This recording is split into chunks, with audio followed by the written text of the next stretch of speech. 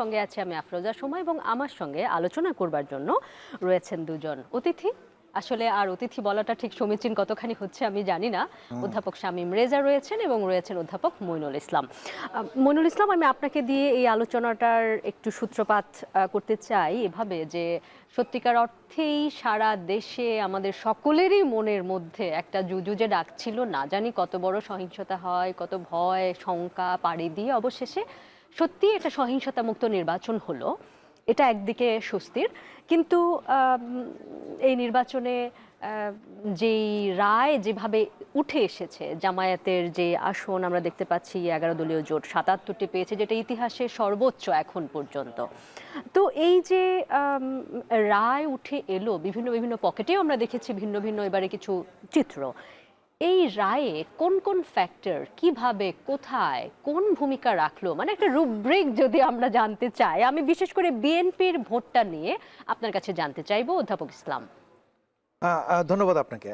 একই সাথে অধ্যাপক শামীম রেজা, আপনাকেও শুভেচ্ছা।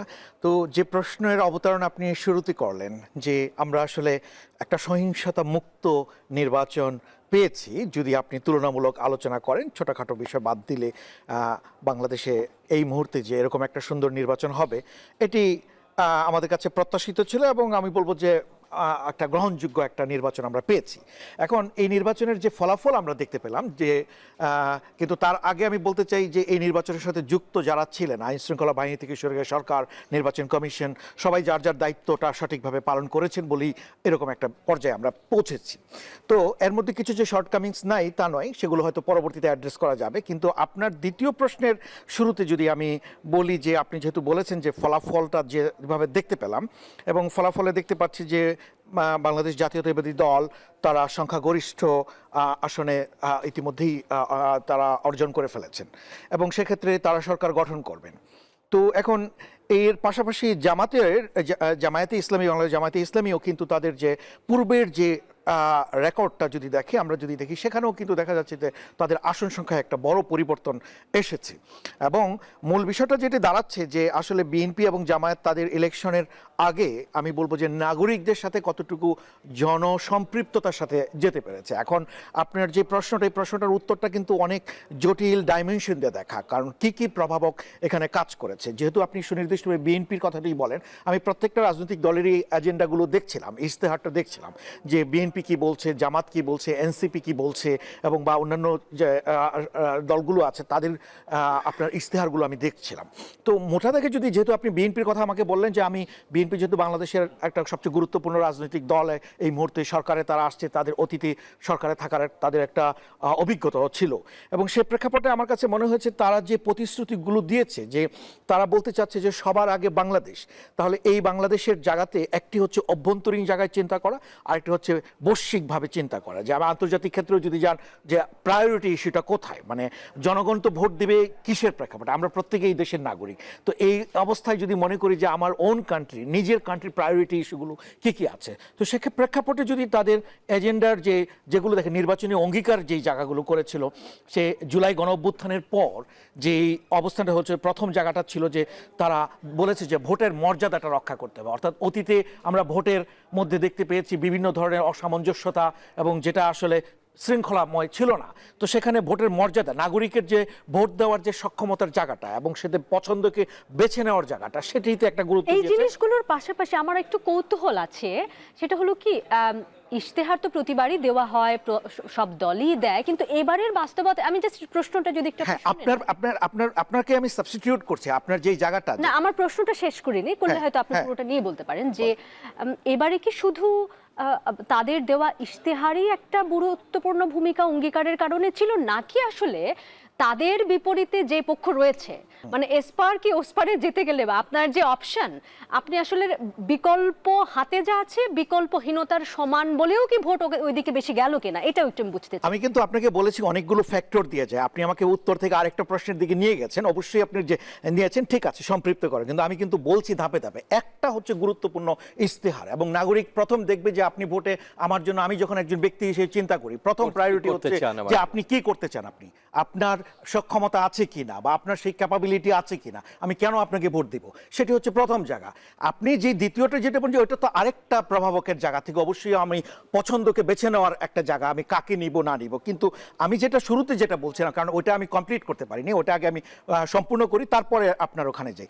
আমি যেটা বলতে যাচ্ছিলাম, ওনারা জুলাই গণ অভ্যুত্থানের পরে এই যে বিএনপি যে একটা প্রস্তাবনা যে নিয়ে আসলো ইশতেহার, এই ইশতেহারে সাধারণ নাগরিকদের, তরুণদের, তাদের দৃষ্টিভঙ্গিগুলো কি ইশতেহারে এসেছে কিনা সেটি হলো না। আপনি দেখেন ভোটিং ডিনামিক্সে আমরা যখন আলোচনা করছিলাম গত 2 দিন ধরে, আপনিও এর মধ্যে অনুষঙ্গ অত্যন্ত গুরুত্বপূর্ণ দেখেছেন, যে আমরা বলেছি কারা তরুণ, নারী, একই তারে আমরা দেখছি যে মধ্য যারা রয়েছে এবং তারা বয়স্ক যারা রয়েছে। এখন আমাদের আলোচনাটা কিন্তু মূলত কেন্দ্রিক ছিল কিন্তু তরুণ এবং নারী, ওই জায়গাতেই ফোকাসটা ছিল। কিন্তু ভোটিং ডিনামিক্সে কিন্তু আমরাও ইন্টারেস্টিং বিষয় আমরা এখন লক্ষ্য করতে পারছি, যারা সিনিয়র সিটিজেন যারা, তারাও কিন্তু গুরুত্বপূর্ণ ভোট একটা বড় দিয়েছেন। ভূমিকা রেখেছে। এখন আমি আপনাকে যদি আমি আবারও আসবো, একটু আমি ডক্টর রেজার কাছে যেতে চাই, তার কাছে আমি একটু শুনতে চাইবো যে আমাদের বিএনপি প্রধান দল 2/3 নিয়ে তারা সরকার গঠন করতে যাচ্ছে নিঃসন্দেহ, কিন্তু আমরা আসলে তো বুঝতেই চাই জামায়াতের তাদের যে এই উত্থান বা এনসিপি নতুন দল, তাদের সঙ্গে আবার গণঅভ্যুত্থানের পরিচয় জড়িত রয়েছে, তাদের এই ভোট, তাদের এই আসন বা যারা পাশ করলেন ফেল করলেন, এটার যে ডিনামিক্স আপনি কিভাবে ব্যাখ্যা করবেন? নতুন রিন গভীর থেকে পরিষ্কার করে কাপড়কে রাখে নতুনের মতো উজ্জ্বল। নতুন রিন অ্যাডভান্সড পাউডার। আমি নাগরিক হিসাবে এবং পর্যবেক্ষক হিসাবে যেভাবে দেখি, সেটা হয়তো দলের কৌশলের সঙ্গে নাও মিলতে পারে, তাদের অভ্যন্তরীণ বিষয়। একটা হলো যে জামায়াতে ইসলামী তার ব্যাপারে যে ঐতিহাসিক দায়টা দেওয়া হয়, যে আলোচনাটা সবসময় করেছে, বিশেষ করে আওয়ামী লীগের সময়ে বা ইভেন বিএনপির সময়ে যখন সে জোটবদ্ধ হয়েছে, তখন বিএনপিকেও সমালোচিত হতে হয়েছে, সে এই আলোচনাটা পাশে রাখতে পেরেছে, অর্থাৎ সাইডলাইন করে দিতে পেরেছে। এবং এই নির্বাচনে বিএনপি বলেছে, মুক্তিযুদ্ধের প্রসঙ্গ বলেছে, তাদের গুরুত্বের কথা বলেছে, কিন্তু ওইভাবে সরাসরি কাউকে বলেনি যে অমুককে আপনি বর্জন করুন বা অমুকের সঙ্গ আপনি নেবেন না। এত বড় একটা ইস্যুকে জামাত ইসলামী যখন এক পাশে রেখে দিতে পেরেছে, এটা তার প্রথম একটা বড় এগিয়ে যাওয়ার পথ সুগম করেছে। এবং সম্প্রতি ছাত্র সংসদ নির্বাচনগুলোতে আমি বলছি না যে সেটাই প্রতিনিধিত্ব করে, কিন্তু সেটা তাকে বড় আকারের একটা ভিত্তি তৈরি করে দিয়েছে এবং এটা আত্মবিশ্বাস জুগিয়েছে, আত্মবিশ্বাস বাড়িয়েছে অনেকখানি। এরপরে যদি দেখুন যে এই ধরনের গণমাধ্যমের দৃষ্টিতে সে কোনোদিন ছিল না, গণমাধ্যমও কিন্তু তার সময় সমালোচক ছিল, তার কর্মসূচি নিয়ে কথা বলেছে, কিন্তু সে সমানভাবে আর একটা পুরনো বড় দল, যদি বিএনপিকে ধরি, যে দীর্ঘদিনের দল, সরকারে ছিল, বিরোধী দলে ছিল, তার প্রায় কাছাকাছি গণমাধ্যমের দৃষ্টি আকর্ষণ সে করেছে, তো যেটাকে আমরা ট্রিটমেন্ট বলি। একই রকম শিরোনাম হচ্ছে, সংবাদ হচ্ছে। আপনি যদি দৃশ্য মাধ্যম হিসেবে টেলিভিশন বা অনলাইনকেও এর মধ্যে ধরেন, অর্থাৎ ডিজিটাল প্ল্যাটফর্মস এবং মুদ্রণ মাধ্যমকে ধরেন, আপনি একটা আধিও বিশ্লেষণ করলে দেখবেন যে প্রায় সমান সমান সুযোগ তারা পাচ্ছে। এগুলো তাকে আরও সামনের দিকে এগিয়ে যেতে সাহায্য করেছে। তার সঙ্গে সে কিছু শব্দের দোতনা এনেছে, হক এবং ইনসাফ। হক এবং ইনসাফের কথা অন্য দলও তো বলে, সংবিধানও বলে, ঘোষণাপত্রেও বলে। একটা হচ্ছে অধিকার, আর একটা হচ্ছে সামাজিক ন্যায় বিচার। দুটো আরবি ফার্সের শব্দের পার্থক্য, তাছাড়া কোনো পার্থক্য কিন্তু নাই। মানে ভোটারের মনস্তত্ত্বে তারা যেভাবে নিজেদের হাজির করেছে, এটা একটা গুরুত্বপূর্ণ বিষয়। আমাদের আমরা ধর্ম ব্যাপারে আমাদের সংবেদনশীলতা আছে, আমরা ধর্মের বাইরে ভাবি না, সেটা আমাদের জীবনের অংশ। কোন কোন সময় শব্দের একটা প্রভাব কাজ করতে পারে। এইটা দিয়ে যে সে নির্বাচনের বৈতরণী পার হচ্ছে কেবল তা না, প্রধান যে দুটো বিষয়কে সে সামনে এনেছে, দুর্নীতি এবং সন্ত্রাস। যখন সে দুর্নীতি এবং সন্ত্রাসকে সামনে এনেছে, তখন আগের প্রায় সবাইকেই এক ধরনের লেভেলে আনা সম্ভব হয়েছে। আপনি জামায়াতের কথা বলছি। এনসিপির তো পূর্বের কোনো রেকর্ড নেই, সেটা কোনো দলই ছিল না, সে নতুন দল তৈরি করেছে।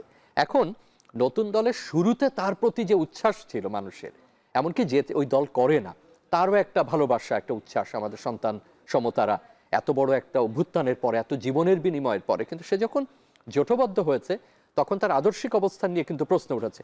ভালো কি মন্দ আমি সে প্রশ্নে যাচ্ছি না, কিন্তু প্রশ্নটা উঠেছে সে স্বতন্ত্রভাবে কেন থাকতে পারলো না, নতুন বন্দোবস্তের কথা বলে আবার সে পুরনো বন্দোবস্তে কেন ফিরে গেল। এক্ষেত্রে আমার কাছে যেটা মনে হয়েছে, তার সাফল্যটা আমি খুব বড় সাফল্য দেখছি প্রথমে, কারণ তার যে উচ্ছ্বাস এবং প্রবাহ আমরা লক্ষ্য করেছিলাম, তাতে মনে হয়েছিল যে সে তৃতীয় দল হয়ে উঠতে পারে, দ্বিতীয় দল হয়ে উঠতে পারে। সেই সম্ভাবনা কিন্তু কমে গেছে। কিন্তু জোটে গিয়ে আবার তার লাভ যেটা হয়েছে, কারণ সে দুদিকে উন্মুক্ত রেখেছিল, যে বিএনপিও সুবিধা দিলে যেতে পারি, জামাতও সুবিধা দিলে যে, এটা আদর্শিকভাবে তাকে এক ধরনের দোদুল্যমানতার মধ্যে এনে দিয়েছে, জনগণের আস্থার ব্যাপারে একটা চিড় ধরিয়েছে। কিন্তু অন্য অর্থে যখন সে জামাতের সঙ্গে গেছে তখন জামাতের সমর্থন পেয়েছে মাঠ পর্যায়ে, ওই সুযোগটা সে পেয়েছে।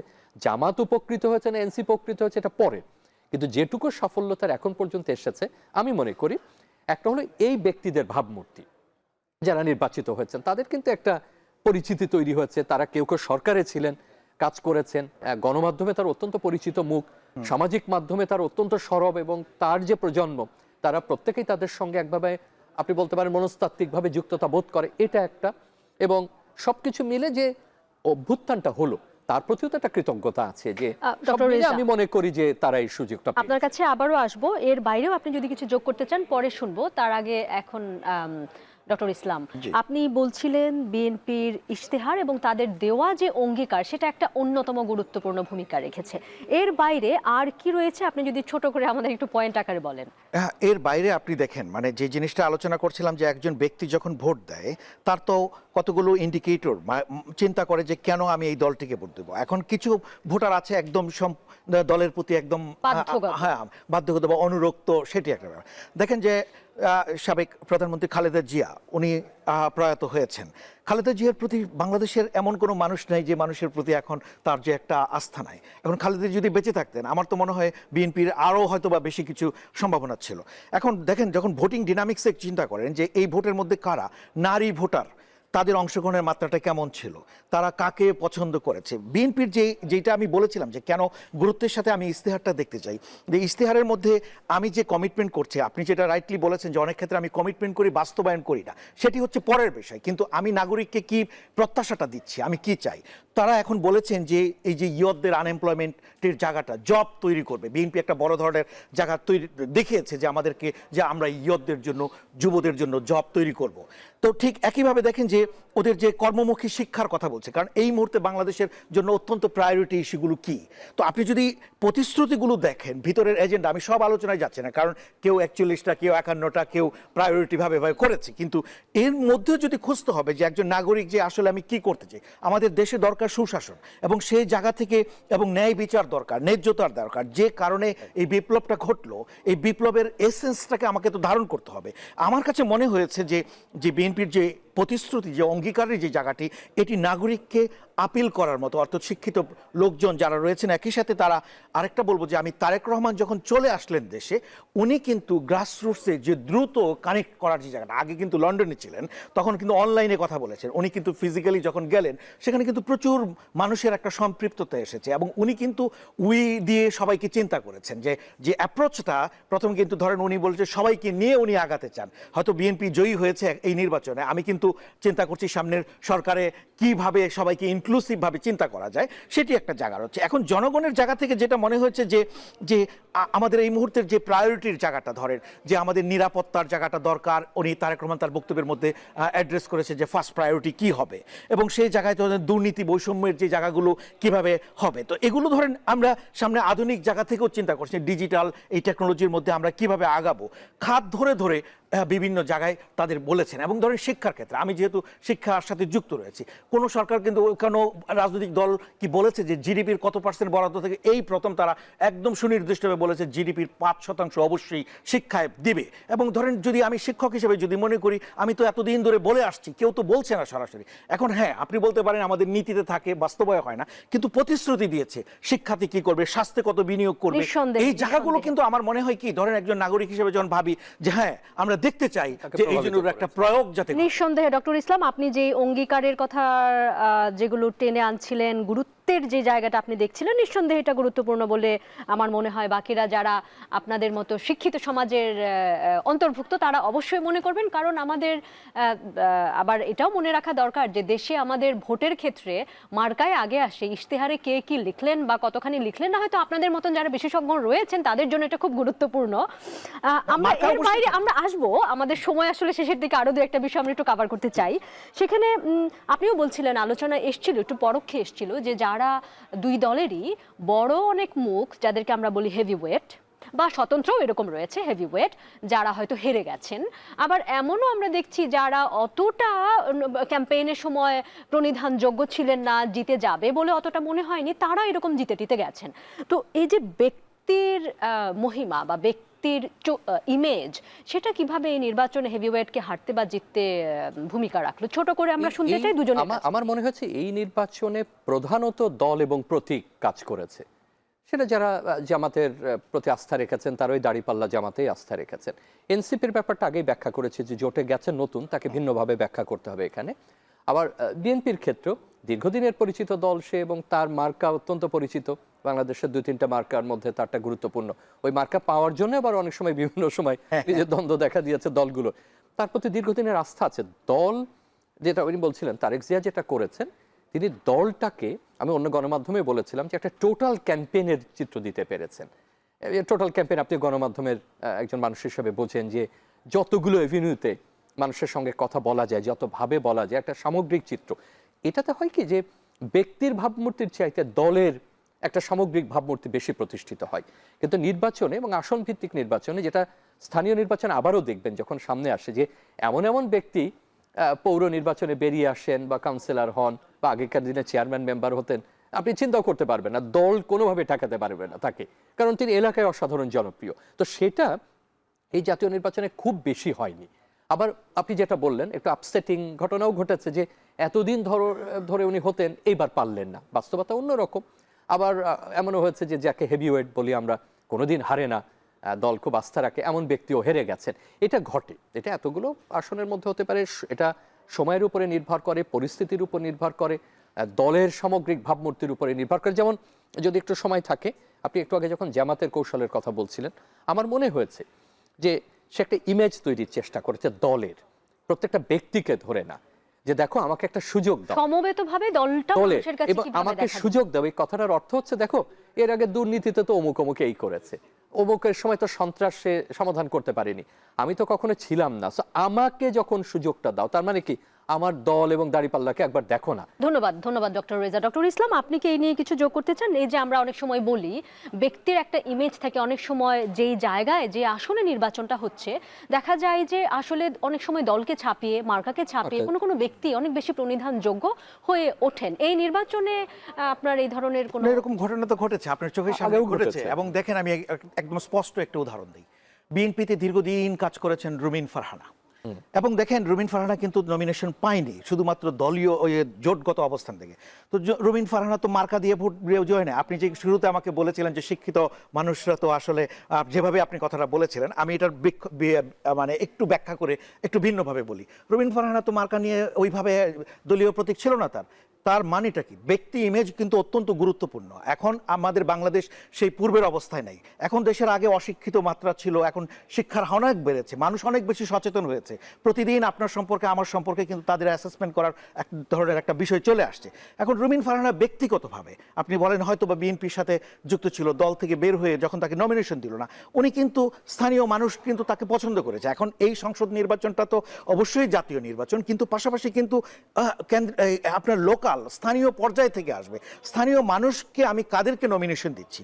এখন ধরেন দীর্ঘদিন ধরে আমরা যখন আলোচনা করি যে আমরা কাদের দেই, যাদের অনেক টাকা আছে, ব্যবসায়ী বা অন্যান্য গ্রহণযোগ্যতার মানদণ্ড, অনেক মানদণ্ডই চিন্তা করা হয়। কিন্তু এরকম একটা এক্সাম্পল, একজন নারী হয়ে উনি যে বের হয়ে আসছেন, এটা একমাত্র ব্যক্তির ইমেজ। সংক্ষেপে 2 লাইন। এটা হলো, আমি মইনের সঙ্গে যোগ করছি, সেটা হলো অনেক সময় দল তার অবস্থানের কারণে জিততে হবে এই ধরনের লক্ষ্যের কারণে কিন্তু সঠিক লোককে মনোনয়ন দিতে ব্যর্থ হয়। এবারে তো বিএনপির বেশ কটা আসনে সেরকম হলো। আপনার কথার সঙ্গে যোগ করি, আপনার আলোচনার সঙ্গে যোগ করি, স্বতন্ত্র যে 12 জন বা 13 জন বেরিয়ে গেছেন, তারা হয়তো একটা দলের সঙ্গে ছিলেন আগে, কিন্তু নিঃসন্দেহে ব্যক্তিগত ভাবমূর্তি আছে, কাজের মূল্যায়ন আছে, তার ত্যাগের মূল্যায়ন আছে, সুতরাং সেটা থাকবে। আসনের মধ্যে ধন্যবাদ ডক্টর রেজা। আমি একটু যেই দিকে যেতে চাই, আমার কাছে খুবই গুরুত্বপূর্ণ মনে হলো এটা, বিশেষ করে ডক্টর ইসলাম, হয়তো আপনি আমাদেরকে একটা খুব গুরুত্বপূর্ণ ইনসাইট দিতে পারেন। আমরা যদি গণভোটের দিকে তাকাই, ইতোমধ্যে সমস্ত তথ্য মোটামুটি আমাদের হাতে আছে যে 68% গেছে হ্যাঁ পক্ষে, প্রায় 32% গেছে নায়ের পক্ষে। নায়ের পক্ষে ভোট পড়েছে 2,25,00,000, আরও কিছু সামান্য বেশি হ্যাঁ পক্ষে ভোট পড়েছে আসলে 4,80,00,000-এর কিছু বেশি। আমরা হ্যাঁ নার পক্ষে ভোটগুলো জানতে পারছি, কিন্তু ডক্টর ইসলাম আসলে এটাই কি প্রকৃত চিত্র, নাকি আসলে এমনও আছে যে অনেক ভোট বাতিল হয়েছে, অনেকে আমি ব্যক্তিগতভাবে জানি অনেকে ভোট শুধু ব্যালটে দিয়েছে মার্কায় আর ওটা সাদা রেখে চলে এসছে, কিন্তু ওই সাদার চিত্রটা আসলে আমাদেরকে জানা দরকার কিনা? ডক্টর মইনার, আমি প্রায় সারাদিন এটা নিয়ে আমরা বিগত গতকালকে এবং আজকে এটা নিয়ে আলোচনা করছি, আপনার সাথেও কিছুটা কথা হচ্ছিল যে বিষয়টা যেটা হচ্ছে কি দেখেন, আমি যে কেন্দ্রে ভোটার ওখানে গিয়েছি আমি জানি, এবং ওখানে ধরেন শিক্ষিত প্রজন্ম রয়েছে।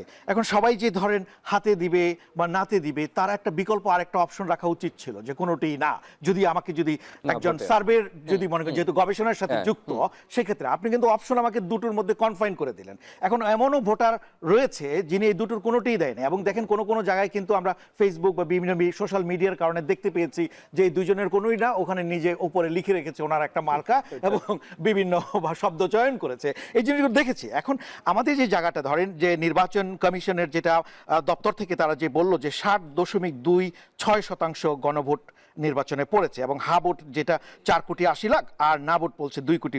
এখন এইটার যোগ করলে দেখা যাবে প্রায় ধরে 7 কোটি কাছাকাছি যাচ্ছে, কিন্তু ভোটার তো 13 কোটি। হ্যাঁ, ভোটার ছিল 13 কোটি। এখন যেটা যখন হিসাবটা আমি করি, মোট ভোটারের কত অংশ বলেছে একটি জায়গা, আরেকটি হচ্ছে যারা ভোট দান দিয়েছে তার শতাংশ বের করে। কাজী ওইটা যেটা ওইগুলোর বিভাজিত বিশ্লেষণ যেটা আমরা গতদিন বলছিলাম যে উপাত্তের যে বিশ্লেষণ এটি দরকার রয়েছে। এবং আমি বলবো যে দেখেন, না ভোট যেটি পড়েছে, আমি অবশ্যই হাবোটের আমি ব্যক্তিগতভাবে হাবোট দেওয়ার পক্ষে, নো ডাউট, কিন্তু আমার ব্যক্তিগত যে মতামত, কিন্তু না ভোটও কিন্তু পড়েছে, এবং যে সংখ্যাটা বলেছে অস্ট্রেলিয়ার মতো একটা দেশ, তার মোট জনসংখ্যার চেয়ে বেশি অংশ হবে না মইন স্যার, 1/3 হবে। তো এটিও কিন্তু খুব গুরুত্বের ব্যাপার যে ভাবনা চিন্তার মধ্যে আমাদের নিতে হবে। ডক্টর রেজা সংক্ষেপে বলবেন, আমরা অনুষ্ঠানের একেবারে শেষের দিকে।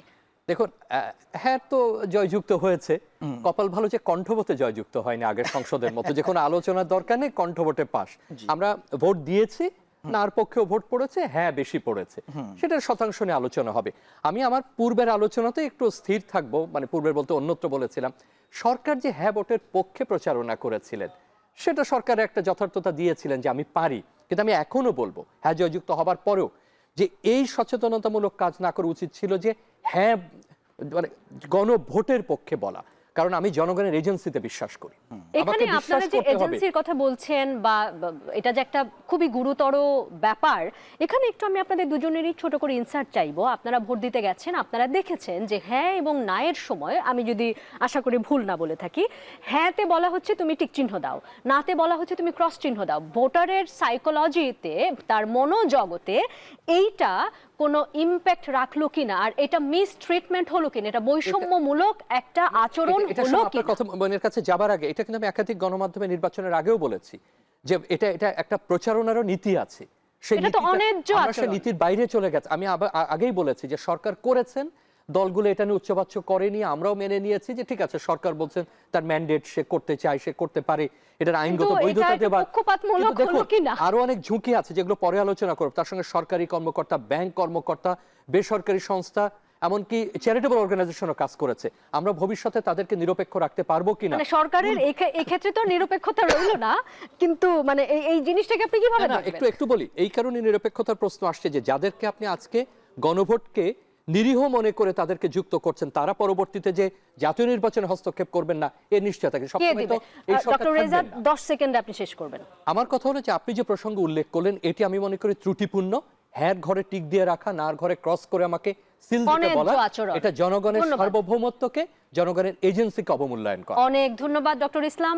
30 সেকেন্ড। না, তা তো বটেই। দেখেন, সরকার তাদের মতো করে একটা প্রস্তাবনা করে নিয়ে আসছে, এবং এটার আরেকটু পরীক্ষা নিরীক্ষা করে যদি এই জিনিসটা করতো তাহলে হয়তো বা আরও ভালো বিষয়। যে জিনিসটা রাইটলি আইডেন্টিফাই করেছেন যে হ্যাঁ, আমি যখন একজন উত্তরদাতা, যদি এখানে আমি উত্তরদাতা, উত্তর দিচ্ছি কিন্তু, কারণ সিলটা আমাকে মারতে হতো, আগে আপনি ক্রস দিয়ে রাখছেন, আপনি যদি আগে ওখানে দিয়ে রাখেন সেটি কিন্তু অবশ্যই এক ধরনের প্রভাব থেকে যায়। কাজে এইটার থেকে আমরা যে পুরোপুরি মুক্ত তা কিন্তু বলা যাবে না। তবে হ্যাঁ, ভবিষ্যতে আমাদের এই জায়গাটা খেয়াল রাখতে হবে যে এই ধরনের ক্ষেত্রে যদি কখনো এরকম আসে, আমাদের যাতে আরো বেশি। স্যার খুব উদারভাবে বিষয়টা দেখলেন, কিন্তু আমি অনেক ধন্যবাদ। এই আলাপ এবং এই আলোচনা আর এই বিতর্ক ফুরবে না। আমরা আবারও এই বিতর্ক যেন চলতে থাকে, এই জন্য আমরা আবারও ফিরবো রাত 10টায়।